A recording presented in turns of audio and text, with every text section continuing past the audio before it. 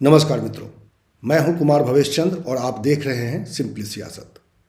आज इस वीडियो में मैं बात करूंगा उत्तर प्रदेश के नए चुनावी परिदृश्य के बारे में, जहां पे अखिलेश यादव अपनी विकास यात्रा की कई चरण के बाद पहुंच चुके हैं और वो आज बुंदेलखंड में हैं। बुंदेलखंड की ज़मीन पर जहां पे भारतीय जनता पार्टी ने पिछले चुनाव में ज़बरदस्त कामयाबी हासिल की थी, वहां पर अखिलेश यादव का आज चुनावी यात्रा इतनी कामयाब बताई जा रही है कि माना यह जा रहा है कि भारतीय जनता पार्टी की जड़ें बुंदेलखंड में हिल सकती हैं अगर सब कुछ ठीक रहा तो। दूसरी तरफ भारतीय जनता पार्टी ने भी अपनी ज़मीनी ताकत को बटोरते हुए आने वाले समय में चुनावी रैलियों का, यात्राओं का दौर शुरू करने का फैसला कर लिया है।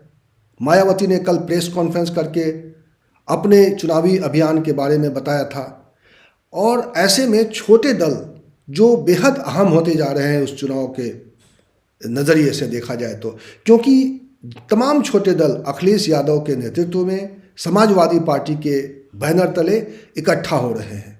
ऐसे में एक दल जिसे छोटा दल कहा गया, हालांकि वो खुद को अपना छोटा दल नहीं बताता है अपने आप को, भीम आर्मी, जो अब एक राजनीतिक दल के रूप में हमारे आपके बीच में है, आज़ाद समाज पार्टी।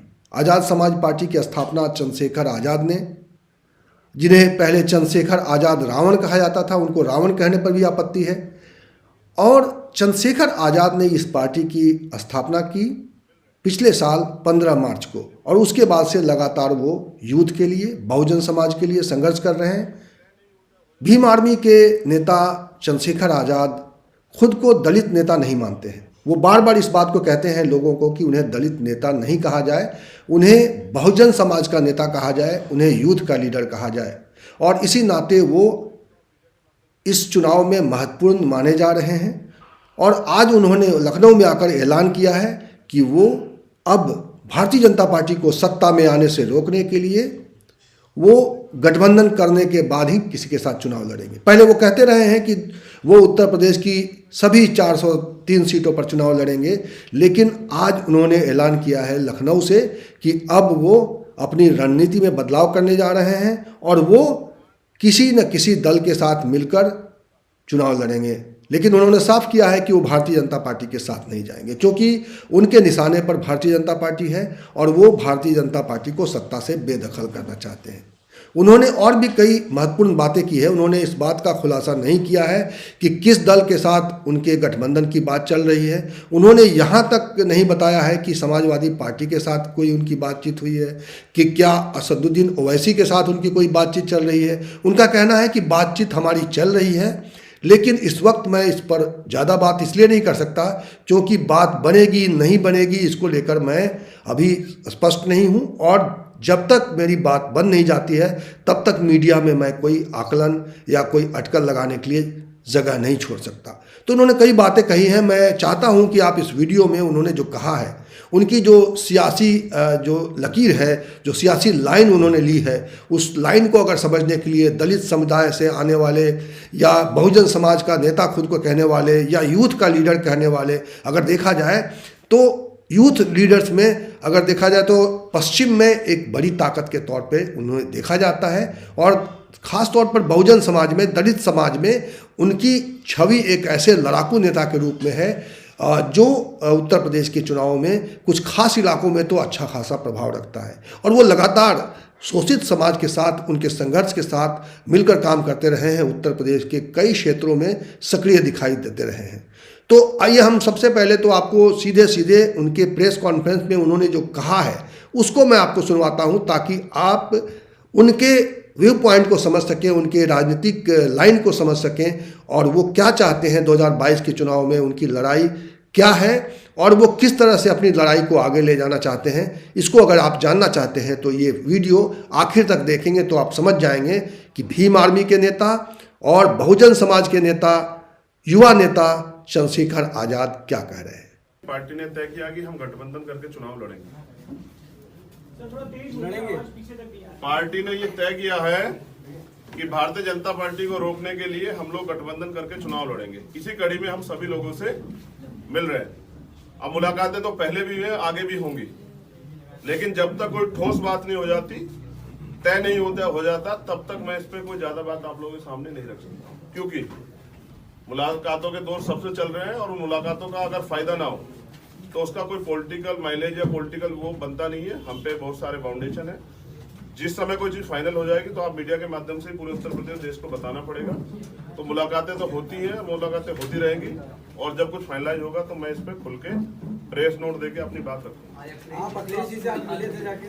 मैंने कहा ना, जब तक कुछ फाइनलाइज नहीं हो जाता, राजनीतिक मुलाकातों का कोई बड़ा मतलब तभी बनता है जब चीजें फाइनलाइज हो जाए। तो जब तक कुछ फाइनलाइज नहीं हो जाता, मैं ऐसी मुलाकात को मुलाकातें नहीं मानता। देखिए, डिमांड जिनको डिमांड बतानी थी ना, उनको डिमांड बता दी। तो जैसे डिमांड पे आगे कुछ बात बढ़ेगी, विश्वास कीजिए कि आपको तो बताएंगे भाई, आप ही तो दिखाएंगे। आपके करोड़ों व्यूवर्स है, तो जनता तक कैसे जाएगी बात? आसानी से आपके द्वारा जाएगी, तो आपको बताना पड़ेगा, और आपके बिना चलेगा नहीं काम।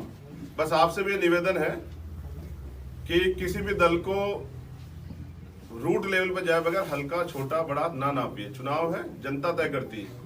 अगर 51% युवा अपने अधिकारों के लिए एक युवा के साथ खड़ा हो गया, तो उत्तर प्रदेश में वो राजनीतिक परिवर्तन होगा जो अभी नहीं हुआ है। मैं समझता हूं कि गठबंधन कॉमन मिनिमम प्रोग्राम और हिस्सेदारी पर होगा। कि मैं पिछले गठबंधन के आपके सामने चर्चा कर देता हूं।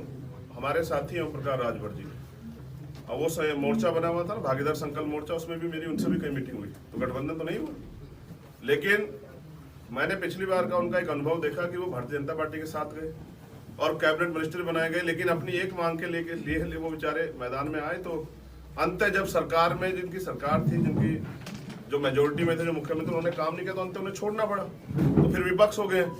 तो मैं हिस्सेदारी चाहता हूँ और पावर शेयरिंग चाहता हूँ कि हमारे लोगों के हाथ में पावर आए। वरना प्रयागराज हुआ तो मैं किस डीएम एसएसपी कहूंगा कि भाई वहां उन पर कार्रवाई कर दो, जब तक मुख्यमंत्री नहीं चाहेंगे। तो हम अपनी हिस्सेदारी चाहते हैं। 22% जो है दलित शेड्यूल कास्ट के लोग यहाँ रहते हैं, लेकिन हम बहुजन समाज को रिप्रेजेंट करते हैं। तो 85% बहुजन समाज के लोगों की समस्या है, उन पे हम लड़ना चाहते हैं। तो उनके हितों की रक्षा के लिए उनका प्रतिनिधित्व, जो भी समान विचारधारा के दल है, जिसमें बीजेपी नहीं है, स्पष्ट रूप से ये आप मेरी कमजोरी समझिए, ताकत, कि मैं किसी भी कीमत पे बीजेपी के साथ नहीं जाऊंगा। मैंने पहले भी एक बड़े इंटरव्यू में कहा, जब मुझसे पूछा गया कि बीजेपी सरकार बनाने के लिए आपकी सीटों की जरूरत पड़ जाए, वो आपको चीफ मिनिस्टर बना रहे, तो आप क्या करोगे? तो मैंने कहा कि अगर वो प्राइम मिनिस्टर भी बनाएंगे तो नहीं जाऊंगा, क्योंकि मुझे इस देश से प्यार है। मैं ये नहीं कह सकता कि आजादी 2014 में मिली, लेकिन बहुजन समाज के लोग अभी भी आजादी से वंचित है। उसका पैमाना है कि उनका संवैधानिक अधिकार, जहां पिछले वर्ग आयोग की रिपोर्ट आई कि 69,000 शिक्षक भर्ती में घोटाला हुआ, रिपोर्ट में संस्तुति थी, आज तक मुख्यमंत्री नहीं किया। ये हमारे व्यक्ति को स्टूल देते हैं और अपने व्यक्ति को कुर्सी बिठाते हैं, तो हम स्टूल पर नहीं बैठना चाहते। हम तो अपनी हिस्सेदारी के साथ कुर्सी बैठेंगे और बराबर में सीना तान के बैठेंगे। जहाँ भी बैठेंगे नंबर्स बता देंगे। मैंने कहा ना, नंबर जिनको बताने उनको बता दिए। कई लोगों से बात कर रहे हैं सर, कुछ तो नंबर्स को लेकर मैंने क्या कहा आपसे?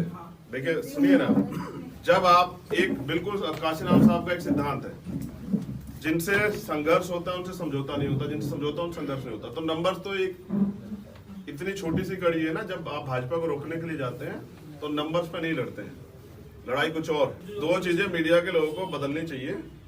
मीडिया के लोगों को मेरा एक पैमाना है नापने के लिए कि आप वो जगह और जिला तय करें जिसमें आप बताएं कि यहाँ आपकी पकड़ नहीं है। अगर आप इस बात से तय करना चाहते हैं कि मैं शेड्यूल कास्ट के लोगों को रिप्रेजेंट करता हूं, तो मैं बता दूं कि कोई सीट ऐसी नहीं जहां शेड्यूल कास्ट के लोग नहीं रहते। और अगर मैं युवा को रिप्रेजेंट करता हूं तो युवा नहीं रहते। हर विधानसभा में 20 से 25-30 हजार युवा रहते हैं। तो ये बात यहाँ के निगलेक्ट हो जाती है। मैं तो पूर्वांचल में इतनी ताकत रखता हूँ जितनी वेस्ट में। तो मेरे घर से मेरे कार्य की तुलना ना की जाए, क्योंकि मैं व्यक्ति एक हूँ, लेकिन हमारा संगठन बहुत बड़ा, ये हमने साबित भी किया है। एक सेकंड, दूसरी बात, मैं समझता हूँ कि मीडिया के लोग लगातार हमेशा मुझसे कहते हैं कि दलितों के बारे में पूछते रहते हैं। तो मैं दलित नहीं, मैं बहुजन की बात करता हूँ। तो आप, मेरा आपसे अनुरोध है कि मुझे दलित नेता कहना बंद करें। आप मुझे नेता ना माने एक अलग बात है, लेकिन मुझे दलित नेता ना कहें। मुझे आप इस देश का एक नागरिक कहें बहुत है, लेकिन मेरे कार्य का अपमान ना कहें दलित नेता कह के। मैं बहुजन समाज की आइडियोलॉजी को फॉलो करता हूँ। मैं बहुजन हूँ। इस देश के वंचित वर्ग का हर व्यक्ति जो सताया जाएगा, वो किसी जाति धर्म का हो, वो मेरे परिवार का, उसकी लड़ाई लड़ने के लिए चंद्रशेखर और आजाद समाज पार्टी भीमार भी खड़े। इस वीडियो में इतना ही। इसी तरह की चर्चा के साथ, इसी तरह की विमर्श के साथ मैं आपको मिलूंगा अगले वीडियो में। तब तक के लिए नमस्कार।